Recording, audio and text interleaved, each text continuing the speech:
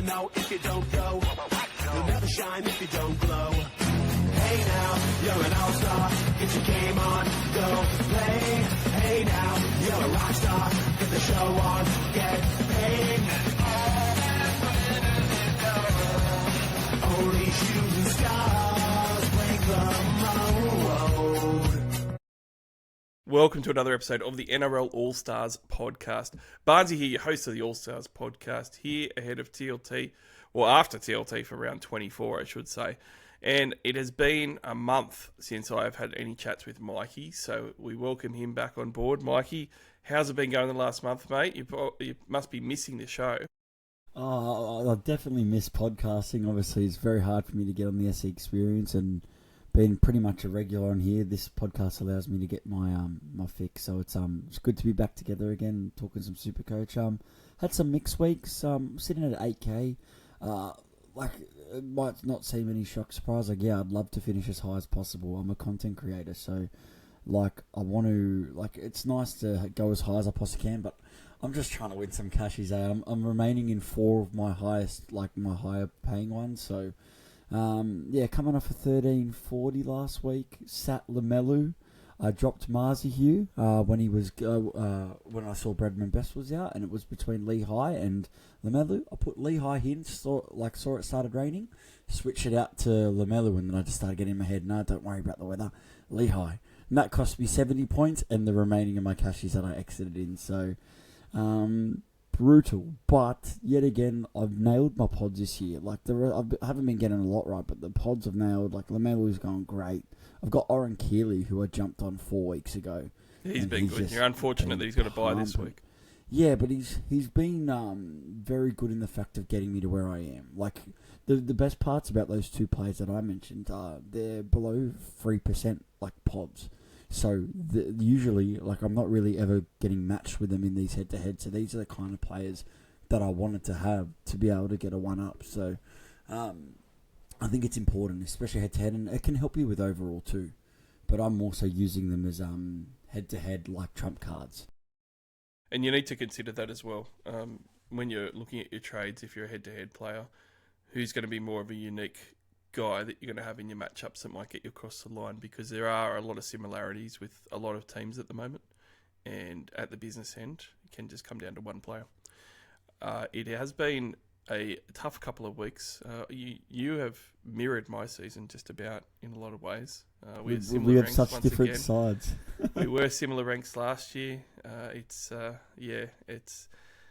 a terrible season, but it feels like a lot of work for not a lot of return for me. So all my throws at the stumps have not worked, and I've just had a struggle with the captaincy decisions, picking the wrong ones, and some of it's just a bit of luck, and that happens. And I also ran out of trades, but I feel like I did burn a lot of trades at the start, and I wish that obviously I saved some, and a lot of people are in that boat. But at the same time, are you on a duck egg at the moment? Not one. None, no. But Barnesy, what are you doing, man? Well, at the same time, I just couldn't take a trick with some of the injuries and stuff. It was just it happens. I've only got the 1 left, but yeah, it's that type of season. I'm looking around teams, and I'm seeing quite a few that have 2 or less. I think it's fine if you don't have nuffs. Most. Yeah, I've got no nuffs in my side, which I see every side has nuffs. I feel like if you've got depth, the less trades that you have, it's better than if you had no trades and you've got 3 nuffs. Well, it's true, and I've only got the 1 nuff, and I was conscious of that with my trades, that I only had the 1 nuff, so I could draw upon the experience of my bench, which is now half injured anyway. So, on that note, we are going to talk some SuperCoach here. Now, I was on the official show yesterday with Wilson. We went over TLT properly on that show. If you want a full TLT unpacking, listen to that one. Go and check that out. Because I've done that already, I'm not going to do that on this show. On this show, we're going to talk about 3 things. We're going to have some strategy talk on the very difficult start-sit options that there are this week at times. We're going to talk about some pods, some gems that we love to look at this week as uniques for head-to-head as well. And then we're going to talk about our favourite captaincy and vice-captaincy options. So it is going to be a podcast full of little nuggets to help you get your head-to-head wins or to climb overall in the final month of the season. The first one is strategy with our start sits, and I was talking to somebody about this just today, Mikey. And to be honest, actually, I'll even reference the official show yesterday. I made the point that it wasn't out of the realm of possibility, basically, to consider sitting Sasangi if you had a really strong side last week and he threw up a ton now. Somebody commented on that and said, why would you rest Sasangi? And my response was, look, these are the type of decisions that the really strong teams have at the moment. If you have a strong team, you're leaving out 2 or 3 really good players every week. And it's very hard to choose. And it's not going to get any easier. So this week, it can be the difference in your head-to-head matchups and your overall glory. I'm going to focus on one game, Mikey, and that is the Roosters versus your Penrith Panthers. Now, I'm going to focus on this game because I think it is the hardest for the start sits in a couple of ways. First of all, I said on the official show yesterday, I'm not sure which of these teams are each going to turn up. Penrith have obviously been a little bit underwhelming of late. They haven't been in form. I'd say the Roosters were in form when they can put on 82 points against a side, but at the same time have fluctuated as well themselves. So it is difficult to tell, and this is for first place as well. So, I mean, if they both step up and grind it, it could be a 2018 type of game as well. Nathan Cleary, highly owned. You're obviously going to start him. James Tedesco, you're going to start him. I would throw out there, though, that he maybe isn't as good a buy this week as what he would be in other weeks because we don't know how well he'll go this week. But the ones that I want to focus on, I feel like all the forwards are fine, right? Because even if it's a grind, the Papalis are still going to get their points and so forth. But when you're looking at 2 wingers in particular that are very, very highly owned, Thomas Jenkins, 36.8% ownership. Mark Nawaqanitawase, 22.8% ownership. Now, Jenkins is coming off a really good 88. Nawaqanitawase is coming off a 30, and he's been incredibly inconsistent post-Origin. He hasn't been the player that we saw maybe the first third of the year, and certainly for last year for the run home. Now, obviously, either one of them can ton up on their day. They're both very good options, and they should be highly owned. Do you consider benching either one of them? To me, I'm of the opinion that Thomas Jenkins, even at 36% ownership, I want to play every week. Even in the Panthers' weaker games, he still managed to score 80+ in a couple of them recently. 88 last week in that terrible Warriors game. Nawaqanitawase is coming off a 30. But unlike Jenkins, his inconsistency also makes it hard to sit him because, he's just as likely to show up this week and play like he's playing the Titans and score a hat-trick. So what do you do with these guys? Oh, it's hard. So I'm a recent Nawaqanitawase owner. I'm also I was getting down on trades, and my reasoning was more so that I've got a lot of pods now. Get the players that are the most scary to me. And I'm looking at that Tigers matchup next week, and that scares me. And I think that puts him above all. I think that could end my prelims. I get you got to get to a prelim. I'm in a few already, but that's why I got Nawaqanitawase, and I knew getting him in that I was going to come to this pant this week, and I'm playing him personally. I could play Lehigh over him. Yeah, maybe I'm a little bit dirty at my boy Lehigh, but the thing with Mark is he has posted a good score against Penrith 2 games ago. The last one this year was 50, and the fact is he's running at that side that you normally boast Casey McLean, but it boasts Tago. Tago has been pretty good the past fortnight, but is still his issue has always been defence, not his attack. So I think, I could see a perfect Toya going there, damage that side, late offload, and Mark scores. Just like you said that Jenkins could score a hat-trick, this could be a 20-18 game with a hat-trick to Mark and a hat-trick to Tom.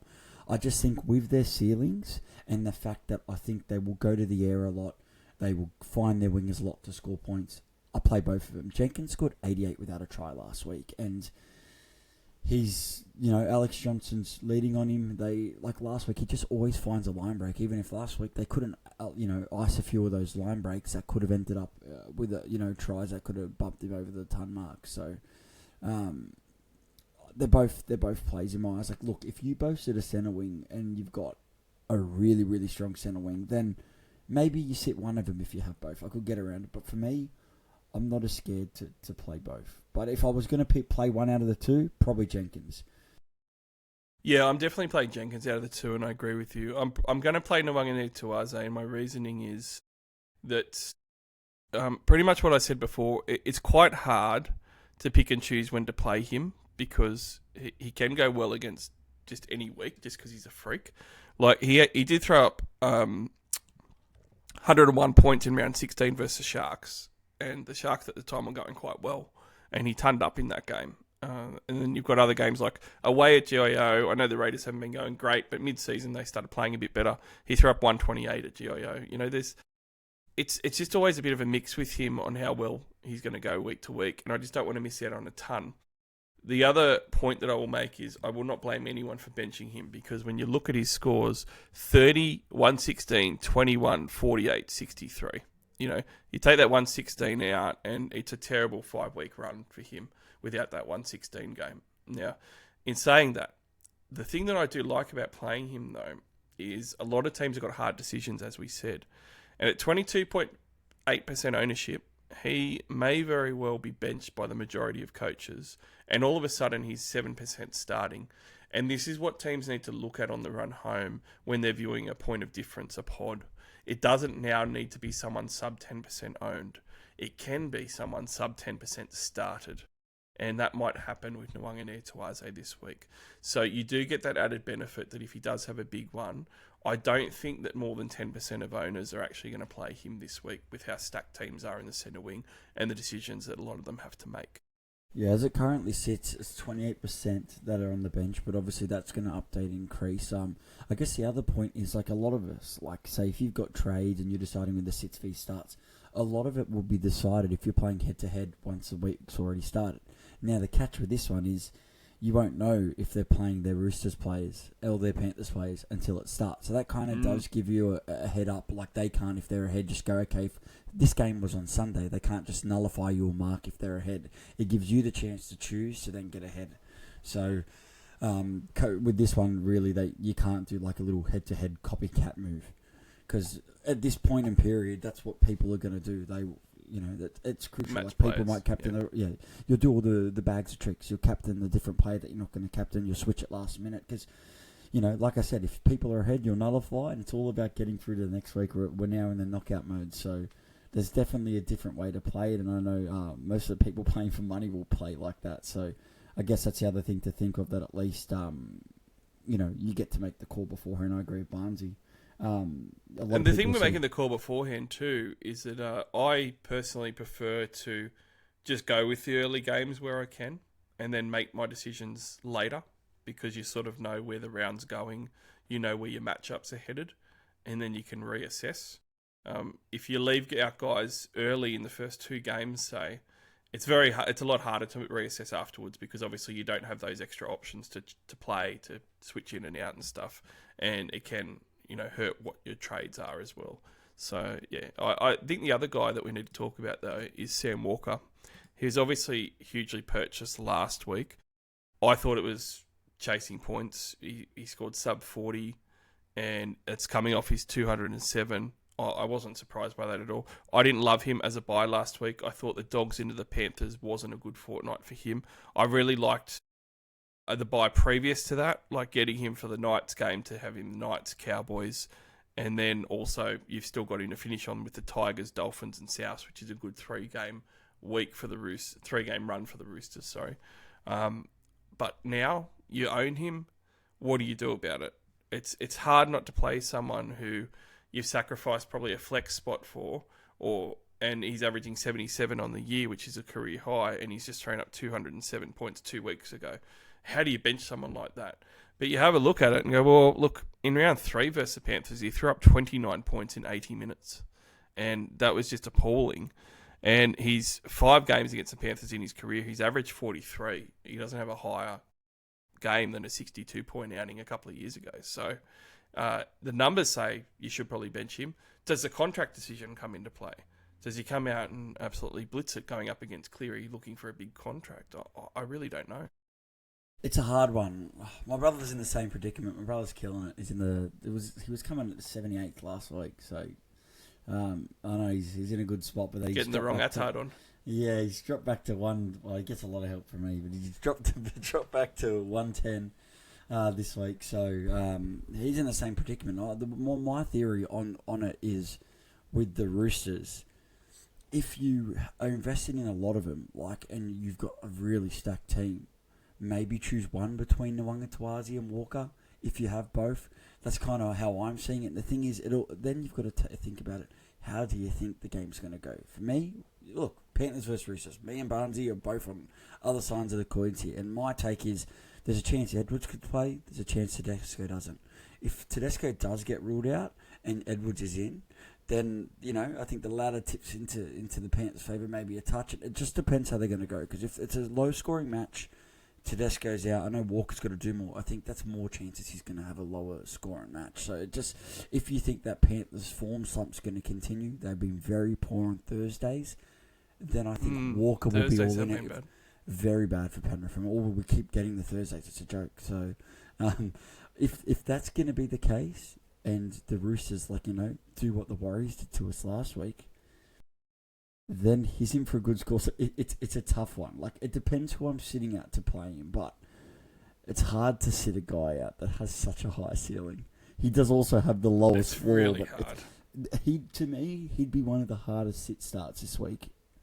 If you had him, very hard. Yeah, I mean, I'm often of the opinion, not always, but often of the opinion that your high ceiling guys, you just play every week. Like those upper echelon elite options, you play every week. And I think that Sam Walker has gotten to that option. And I say that because I think with the elite upper echelon options, your halves, your fullbacks, you don't want to miss out on a big score that they could put up. And they can put up the biggest scores. So I would lean to playing him, but 100% it is an option to bench Sam Walker this week, and it might actually end up being the smart one. I'm going to be controversial and finish up on this Panthers-Roosters sit-start discussion and say I would bench Brian To'o. He's going to PNG. I'm not going to say that he's signed out of his Penrith days. He's still got another season to go, but look, he hasn't had a good season. We know that, and he didn't have a good season last year either, averaging 64 points a game, and I got to say, he had his 2 explosions, his 115 and his 119. But if you don't want to take those outer scores because players are going to get them. But when you have a look at the other scores outside of those big ones, there's nothing really to write home about. So I would be fine to bench him probably more than any other back between the two sides, I reckon. Yeah, no, I agreed. It's definitely the hardest one with the 6-3 starts, just because, you don't know what you're going to get. Did you find any other games hard? The only other one that I was looking at with my sit starts was I was wondering if I was a bit too confident with my Souths guys. The Bulldogs have been playing a bit better. They've been defending better, and they certainly took the Roosters, to the 80th minute last week. Playing against Souths this week, the Souths get the sort of attack that they've been getting the last sort of 6 weeks, or really the season. They put up pretty good attacking numbers because, I mean, if it's a tougher game like it was with the Roosters, guys like Tallis Duncan that people are buying in the top 10 most traded in at the moment aren't necessarily fantastic buys for this week. You could go a different avenue. I couldn't possibly sit a Tallis Duncan. There's an argument you could sit a David Fafita. There's definitely an argument that playing Cody Walker might be playing with fire this week. This was the only other game that I sort of went, oof, am I worried about playing any of these guys? See, for me, obviously, if you're heavily, invested in the Storm, obviously, when you've got plays out on the bye, it makes it easier with your sit-for starts because it reduces it. I've got Keeley and Folonga, so 2, but because of that, it makes mine easy. I don't have to make too many calls on the sit-for starts. I've got an extended squad, but it means I'll happily play these guys, but you make a good point. This game will also be, I'd rank this as the next toughest to decide. Reason being is, Lots it's kind of like it's like a finals match. So the Rabbits are on 28 points. The Bulldogs are on 26 points. And hypothetically, I know the Dogs for and against out of whack, but taking out the Bunnies and getting them on the same amount of points is going to give the Bulldogs the best chance of making the 8. So this is a huge game. And same thing with the Bunnies. For them to lock up a top 8 spot, they're branching themselves further away from 9th place. So a win there, they've got a plus 66 for and against, it's good for them. So there's so much to play for. It's at a stadium that they both play a lot of footy at. So, hope high scoring. This 8 p.m. slot isn't always a super high scoring match, but I still would play Duncan. I love Duncan playing centre on the left. We saw it last week. Sets up those tries for Johnson. They play that shape all day, so I don't really care who he's going up against. That centre spot next to Johnston, I like a lot. I'd love him to go back to the second row, but left centre, I'm fine with. So he's a great play. For feeder, if you were tight, yeah, potentially. If you needed to loop later in the round, you have to drop someone out. I can make an argument for feeder. He'll be going up against Preston. I know he's been playing right, hasn't he? He'll go up against kick out. Yeah, he's been playing right. He's been playing right, so he'll go up against kick out. That's a pretty good matchup. I tell you what, I ended up coming around to saying, you know what, I don't mind playing them. It's a tough game, but it's okay. And my reasoning was, and it is very much with any tough matchups with forwards, as long as they don't have the work rate of Leka Halasima when he starts in the forward pack, are fine to play every week because they've got that good baseline. And both Fafita and Tallis Duncan have got really good base power stats. Like Fafita's power stats have come up really well the second half of the season, so he's sort of a 60-plus guy even in a tough game. Tallis Duncan, when he's at centre, he's still averaging right at the top of the league of runs per game for a centre. And he's getting a couple of offloads a game in the tackle break. So even when he doesn't get, those attacking stats, he's still getting the base power of a forward, and he's still going 60 plus really. So I think that you're kind of saved with those guys, and certainly with if you own Keon Kalamatangi, you just play him because up the middle of the Bulldogs pack, I think that he's going to step up too. So I thought those were the two games I was worried about, and I came around on the Souths one. Yeah, 100%, and don't forget it's still Indigenous round, so. I always get in my head that on Indigenous round, the Indigenous players level up, and there was a lot of them that scored, especially when I have a bit of a punt. I always try and include them in Indigenous round, but it continues on again, so the other sides can wear the jerseys that didn't last week. So whether that has any SuperCoach impact, we'll see. But I think apart from that, all the rest of the games, you pretty much safely play. All of the other ones look like fair matchups for the teams that have, a bit more popular. Like, obviously, you play your Cows against the Eels, you play your Sharks against the Raiders. The Broncos, Warriors, you could maybe make a discussion, but I think the popular plays are your forwards, like Willison and Haas, both fine plays. And got to play Walsh. And then Walsh, he's got the goals. You got to play him. What I saw last week in attack was good. The Warriors are a different side in Australia. So this matchup doesn't scare me, and obviously he played those couple of years at the Warriors. So I'll happily play Walsh. And those other guys, those other matchups, I think are all fine. I don't think there's too many decisions. I will just say, I would bench Cody Walker, but he did score a solid 58 in round 5 versus Dogs, and 4 out of his last 6 games he's been 80 plus, Mikey. 4 of his last 6 80 plus, and with no Ashton Ward. I actually think he's going to be on both sides of the field. I think he's going to be all over the ball. He's been playing on both sides. I think he's a fine. He has been, yeah. I just think he'll be doing even more. I think they may as well not even have a number 7. I just think that he's just going to have the possessions all day. He's a perfect ace up your sleeve. Obviously, if you don't have Tamari Martin with you still, and you have the 258s, you play him if you need him. If you're ahead and you want to nullify another one, it depends how you're playing this thing. Depends, if you're going for overall, obviously you go for the player that you think is going to score the most points. In head-to-head, you think a little differently. If you want to stay ahead, you match. And if you're behind, you play a pod that the other team doesn't play. So there's different ways to play it at this time of the year. I know it'd be obvious to the veteran super coaches, but the ones that are just starting to adapt those skills, it's, things you got to think of. Toby Couchman's back. He's on the bench. Now, he has not been on the bench all season. I've had a lot of questions. Do you start Toby Couchman? We didn't really talk about it on the official show yesterday with Wilson. Look, he hasn't been benched at all this year. He's missed a game. He missed round 4, came back, played 58 minutes when he came back, which was, a bit less in minutes. But other than that, he's played all the games all season, and he's averaged 73 points for the year.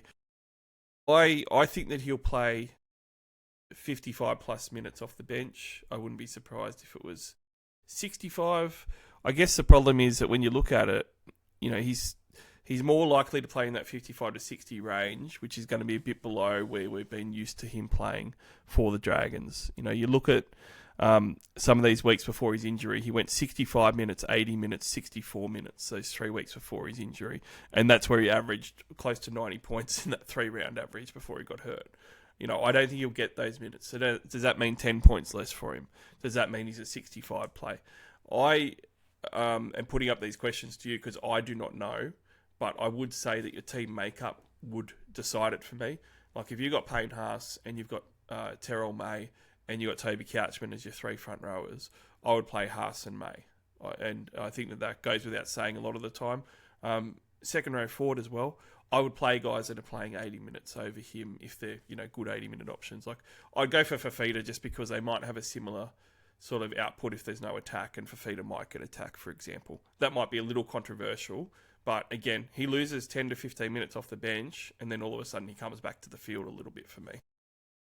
Yeah, I think you can still play him. Like, instead, maybe you could play it safe, not play Nawaqanitawase and play him. I know it might seem crazy, but we've seen he's 58 minutes. He got a game 59 minutes, scored 68.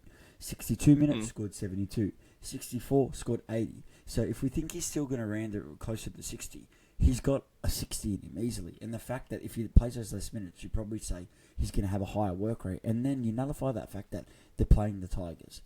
And there could be the potential for, some offloads to make, some line break assists, or, No try yet. He's on the nudie run at the moment. The odd try. And coming off the bench, Tigers' middles are shocking. Or, their form's just out of whack. It's a nice short ball straight over the line, coming in fresh against tight forward. Yeah.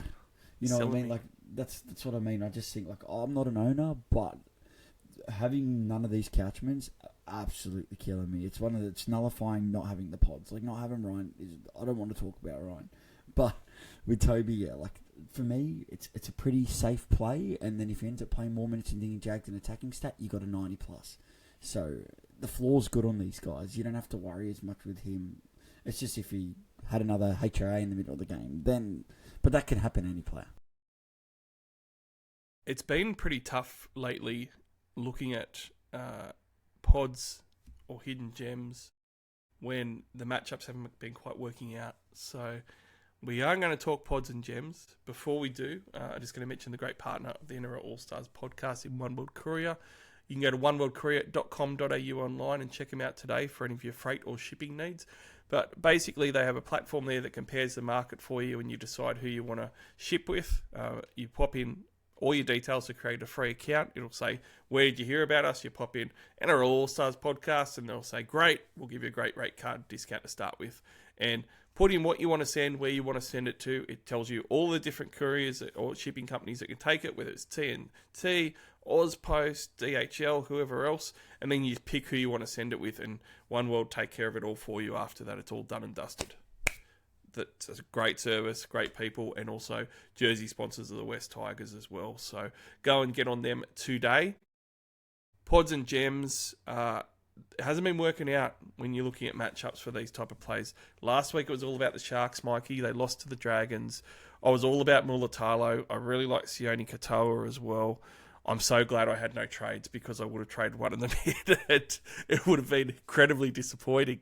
But some matchups do work out, and that's what you got to target at this point of the season for your pod plays, I reckon. Having a look at it, I think with the Sharkies, they are at home at Ocean Protect Stadium. I still want to say Shark Park. I stopped myself against a Raiders side that have been disappointing, have their season over, have made some changes, have someone like Sasangi out from the centres. Tamale in the centres is a bit of a defensive sieve. Is this the week that the Sharks are going to fire? Was it not last week? Was this the week that you're meant to have a Mulatalo, a Katoa, or start a Nikora? Because to me, I feel like that there's a bounce back coming because the Sharks would be disappointed about last week. Yeah, I totally agree. I think they're still the top target because if you look at it, especially in the head-to-head, they've got great matchups, and like you said, they're playing for a lot now. The fact that they gave up that loss last week, the Dolphins have a pretty good run home. I know they got a hard one in the Roosters, but they're on their tails. So if the Sharks don't turn it around quickly with the easier draw, they could slip out of the top four, which obviously, that's what all the players, all teams at this stage, they want to nab that extra chance. So, yeah, I see a bounce back. I think some of the teams that, didn't perform well last week, like even Penrith, I think they'll perform better this week. And like you said, like a Sasangi-less Raiders outfit, and especially when you look at it, and now Tamale's out on the edge, it just smells points, especially on that side, which would be the left. So guys like Mulatalo, I'm heavily invested in the Sharks. I own 4. I did really good 2 weeks ago when they pumped it, and then last week they went average, and that's what slipped up for me. So as much as Mulatalo's rocks and diamonds, everyone goes they can't catch him. That's why you get on him early enough, because then you get good ones and bad ones. Like I've got about 4 or 5 tons out of him this year, as well as all these shit ones. So Is he still a target? Yes, because with a big score, he can really help you in your head-to-head. So, I think they're still targets. I think you can pick any of the three of Iro, Mulatalo, and Katoa. And the big thing is Iro's back this week. I didn't like Harodi next to him. He didn't pass the ball a lot of chances. No, I was going to raise this. Yeah. Absolutely burned him. And obviously, when you own a player, you watch him closely, and it pissed me off. Where Iro will give those passes, or they'll cut it out and go to him. And now Harodi can go over the other side and annoy Katoa. So maybe that tells you Mulatalo may be better, or Iro take the left side. So yeah, if you do or die this week, you've got to if we're talking head to head purely here. You want to go for the ones that are going to help you right now, especially if you got trades. And I think he could be up there as one of the highest centre wing scores this week. Yeah, I really like your point about Harodi, which made me not like Katoa as much this week. I think with Iro back, they're going to go to that side constantly, and Tamale is either going to overplay his hand on the outside and be burnt on the inside, and they love that short ball to Iro where he closes in on a tight angle back in and it works a treat, or the opposite will be true and you'll get burnt on the outside tamales. So either way though, I prefer Iro, but he's 20+% owned still, but I would 100% play him because I think that even if Mulatalo gets tries, Iro's going to be the one giving them to him as well. And when you have a look at it too, Iro's last 3 games, 65, 70 and 97 against the Raiders. He's got a really good average against them at 77 for his 3 career games. And he's primed to finish the season strongly, I reckon. So I think he's really solid. It's just going to be a matter of whether you want to pot up or not. And if you want to pot up, obviously he's 3-4 times more owned than what Mulatalo is. So that's what you need to probably decide. But the Sharks love a cut-out ball, Barnesy. They do. Both halves, they love it. Not saying he can't score well, but like you said, you want to make sure you're probably getting ahead. You want to probably bring a pod in if you're making a trade. Yeah, I love trading either of them in though, because you've got the benefit of the next 2 weeks after it of also having the Titans and the Eels games. That's the best part, especially if you're low on trades and you're in do or die and say you're using up your last few trades. I think it's fine if you really think you need to get up this week because you're versing a strong opponent. But then if you can get another good 2 weeks out of it, it's a lot better. And then another one I quickly like, Barnesy, I know you'll probably get to it, is I think the Knights are a great target for the next fortnight. I think they've got one of the best 2-game draws. They're both in Newcastle. It's Titans and Manly, and the 2 o'clock slot. So the best pod, and he's in the top 10 most traded in. So, but he's still on the lower end side. It's Dominic Young at 579. He is the number 1 pick this week in my eyes for a pod for someone to get up. If I could go Lee High to him in one trade and use my last trade, I'd highly consider it. And it's a head-to-head move, most likely, in saying that, because I'm assuming you're already invested with your Sharps, your Pongers, potentially your Marzihues, so it is going to hurt you around 27, where I expect some mass resting from sides. So that is the negative. But if you're playing head-to-head, like me personally, I don't give a shit about 27. I got 3 nights. I don't care. I'm just worrying about head-to-head. And Dom Young's the kind of guy, he showed you last week, that he could get you into the grand final. The grand final, he does have a harder matchup against the Warriors in New Zealand, but you got to get to that grand final, and most cashies will pay the runner-up. So I think he's the guy to get you there. I really like him. I really like it. One of the few times that we spoke about some pods on the official show with Wilson, because of time constraints, was talking all about the Knights. Both back rowers could go well, actually, at the cheaper prices. I actually looked at it a bit more though, and I'm wondering if they go left a lot more. 1, because they like going left, but 2, because Bradman Best is back, and also when you have a look at the matchups as well, I feel like going it at Iramia and Jojo Fafita is going to be the go instead of Brimson and Semi. Now, obviously Jojo's a Queensland Origin player, but and big defensively. Yeah, Iramia could get targeted with Marju running at him. And there could be some space there. And Bradman Best opens up a lot of space there. Like, him being out was a killer for Marju. And obviously Ponga likes going left. Sharp likes going left. I'm wondering if there's going to be a lot of attack down that side. And that might be It's been a lot of alternating between Dom Young and Marju on who gets the most ball week to week and who ends up getting tries. And last week it was obviously Dom. I'm 100% starting Marju this week, and I wouldn't put buying him out either, to be honest. Like, he's still reasonably owned, but not high enough where he's going to be in all your head-to-heads. And 2 weeks ago, he had his 107 versus the Broncos, and 2 weeks before that, he had an 87 versus the Sharkies, both with doubles. He's obviously got that back-to-back run of Souths and Dragons earlier in the season of 131 and 207, which was absolute gold. Yeah, well, like I dropped him last week, and it was the right call to drop him. Even going to Lehigh, I got more points, is Bradman Best. Kalen Ponga, and especially Bradman Best, his average without Bradman Best is crazy. And if all of a sudden he gets ruled out late from the injury that he had, then kind of change the thoughts and maybe they shift it right, because Fletcher Hunt is horrible for the winger outside him. That'd be the same if Gagai got hurt. So I think even with that, and if I was to go and purchase a night this week, they're basically the same price. They're very... Young will cost you 10k more. He's 11% owned, and I think Marzi, what we said, around the 18% owned. So they're both still pods, and I still think there'll be people out there that won't play Marzi just because... There will be, yeah. They'll have strong centre wings. Like, he's definitely a play this week, 100%. But I get it. Like, if I was purchasing one, I'd go Tom Young. He's just, like Tom Jenkins, he's just line breaking at will. He's just busting through the line. It's working. Ponga likes hitting that side more. I still think, even like you said, the matchup straight on the other side, I still think that right side will have success. And normally when the Knights rack up points, both those jerseys are being hit. I spoke about my love for Drinkwater already this week. So I'm just going to throw it out there very quickly, get your take on it. I said yesterday he was very close to getting a 140 game last week. A try, went begging, a disallowed overturned bunker ruling for a line break assist, try assist, and he was kicking goals as well. Playing the Eels this week, they gave up 28 points in the first half to Souths, a lot of it on the left-hand side, which Drinkwater loves operating on. 11% owned. Because of other priorities, people aren't bringing him in still. I actually think that he's an out-and-out captaincy option for this week as well. So I'm all about Drinkwater this week as a pod play. He's not quite a pod at 11%, but he's pretty close to it. And the other ones I mentioned, Mikey, was I said I love both of the Dolphins edge-back rowers, but Lemuelu's at 2.9% ownership, and you know all about that, coming off his 114 off your bench with an NPR. But those were the two biggest pods for me this week that I probably like the most. Yeah, like I agree with you with Scotty. Like as a non-owner, and I think the potential non-owners, the scary part is he misses the prelim next week. Like it's such a big round. Like if he was playing the next three, he's kind of like Walsh. He's attained the goal kicking.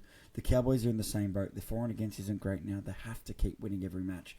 Their draws are friendly. I like it, but that bye next week is what puts me off. Like I don't own Tedesco. I'd prefer Tedesco over him with that Tigers matchup next week. If I didn't have Ponga, I know Ponga's a lot more, but I'd still be trying to find a way to get to Ponga instead with the next two matchups. So that's just what drops him down the pecking order. But if you happen to be an owner, then yeah, I agree with you. Especially if you're not a Ponga owner, here's the great captaincy flip. If you have, like obviously a lot of these things that we're talking about, if you've got a lot of trades, then you're in a different boat. You can afford to do these trades, and if you're not strong enough next week, you can play fullback roulette. If you had a set team and then you have a stack of trades, I'd just be Falonga out this week, Drinky in. Like that's another one we really haven't touched on. I'm not against Falonga sell as well. I said yesterday I'd be on board with it for sure. Yeah, just because of the fact that they go into Panthers, Broncos, Sharks, and that's at Shark Park, the last one, or sorry, whatever that's the other state. Broncos one will be scary. That's a scary week. I'd be worried not having them. That is the scary one, but at the same time, he's been killing it either way. So I know it's hard to sell if you're minimal on trades, but there's just a lot of fullbacks that are bobbing their heads up with interesting matchups. And to your point, I think either of those Dolphin second roles are great, and then it's yeah, I know you probably talked about it at the podcast yesterday, but yeah, the Manule Lua from the Knights. I think it's hard to spend 579 on him, but he's going up against Arama Howe. Please. Rama's on the right side. Right, yeah. So yeah, that's right. Manule is on the left. So I love that because he falls asleep in defence sometimes. So he's killing it. Could I spend 579k on him? Oof. To be honest, he's probably one of the top second roll survive, but it just I probably could. I reckon I could. Yeah, if he keeps the 80-minute roll up, then I guess, yeah, you probably definitely could.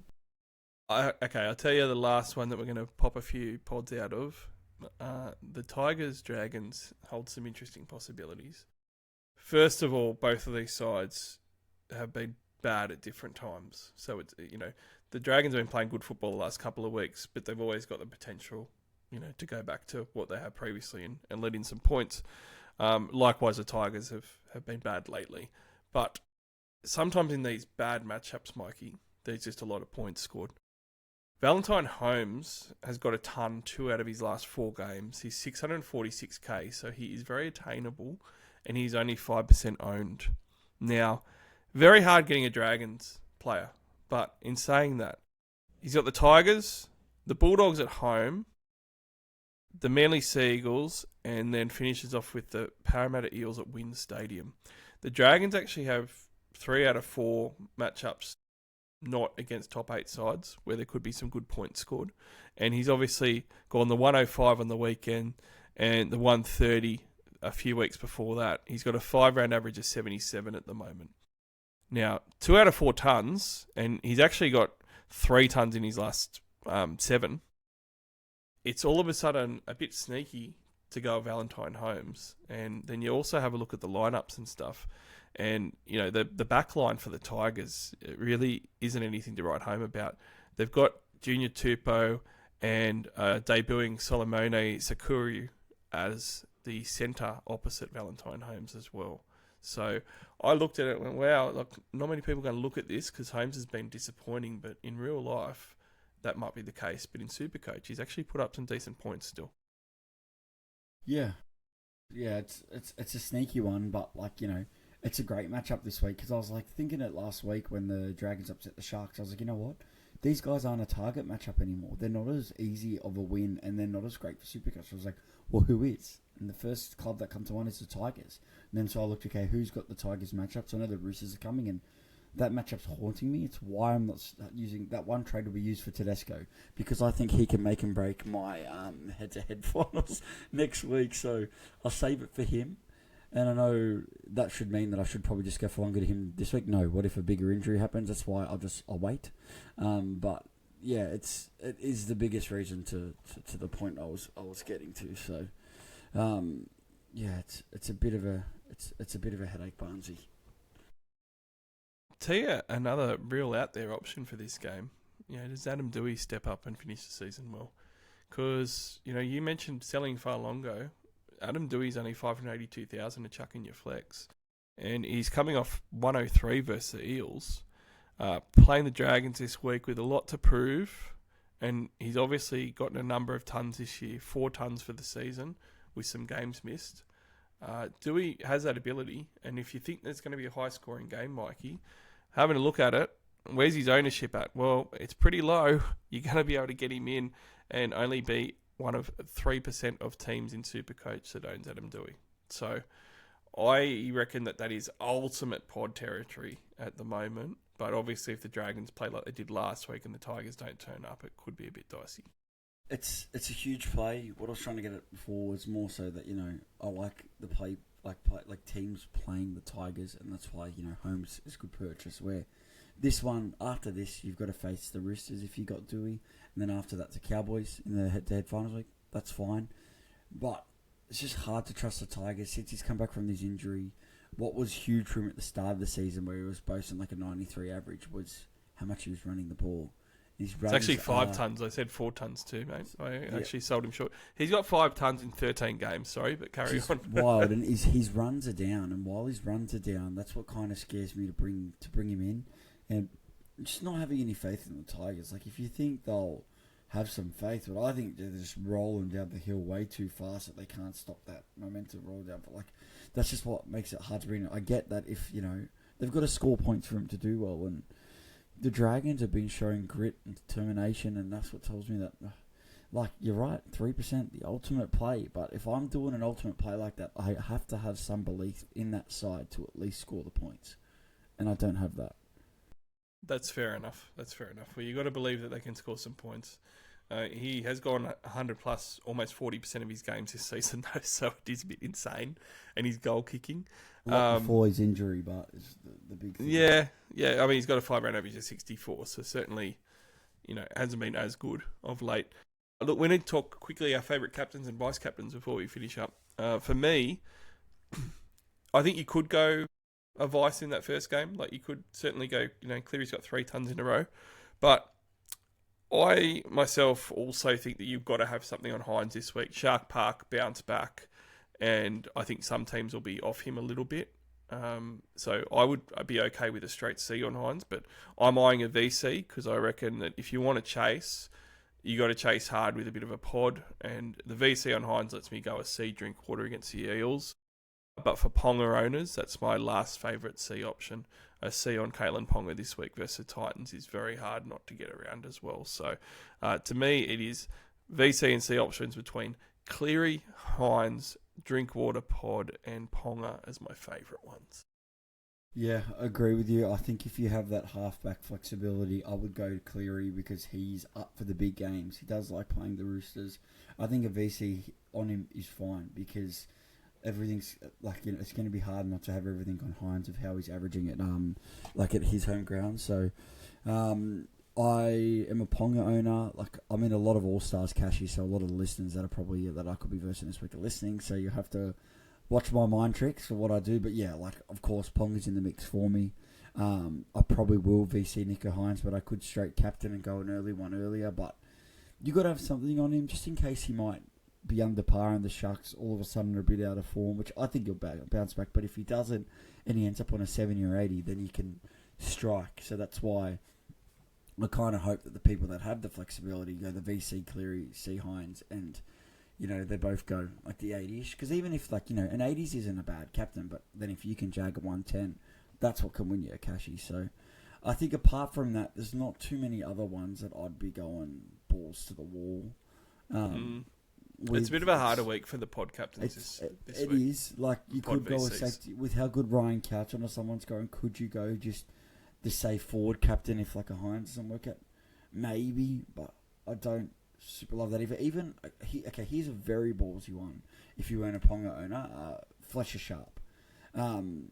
He is, if he's not, he's up there top 3 best support plays.